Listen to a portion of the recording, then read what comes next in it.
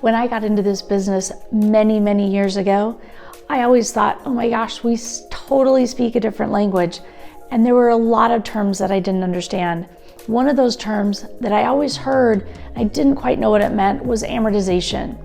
Now, amortization is just a term that means that we're spreading payments over a period of time. We're breaking up a loan payment into separate payments that would cover the interest and principal and pay that loan off in a set payment schedule. We're going to end up paying more principal towards the end of the loan than we would interest.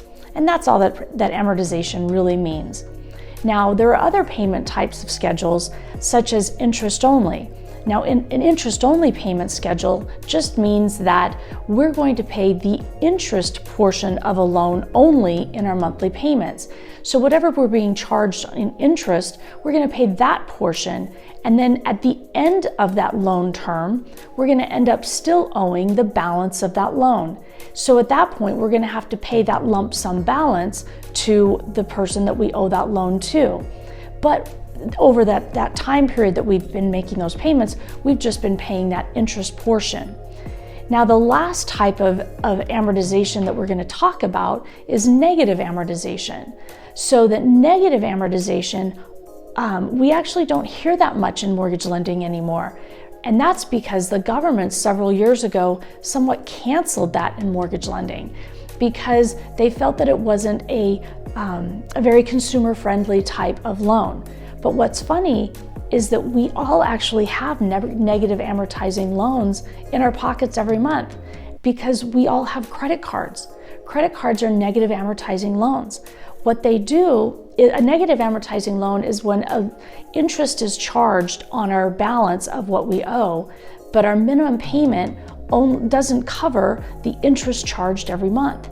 So we have a balance, we have the interest charged, but our monthly payment doesn't cover that monthly interest charge. So the shortage gets added to the end of the balance, and then the next month we're charged interest on that increased balance. So then again, the next month's minimum payment doesn't cover the interest portion that we're being charged on that larger balance. So the shortage then again gets added to the end of that balance, and our payment continues to grow. So it again negatively amortizes. So again, that's just another way to pay back a loan. That type of loan typically works best with people that make lump sum payments, that's an easier way to make a payment for them. So I hope that this helps you understand a little bit more about amortization. And again, if you have any questions at all, you can always reach out.